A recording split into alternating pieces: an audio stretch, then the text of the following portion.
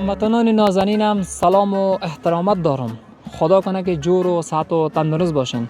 در هر گوشی از دنیا که هستین تنتان سالم باشه. هموطنان نازنینم، کسانی که دور از میهن هستن، من امروز خواستم از نقطه ولسوالی نجراب در راه زیبای پچقان یک تصویر داشته باشم.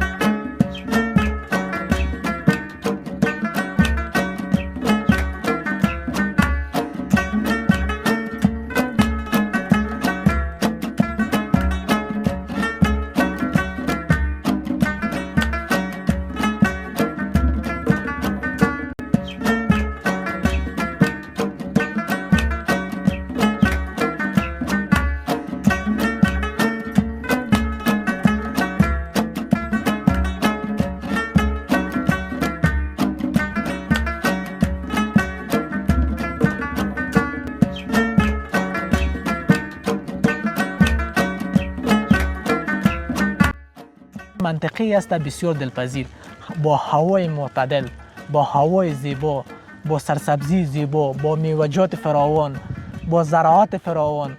منطقه ما، زادگاه ما بسیار دوست داشتنی است.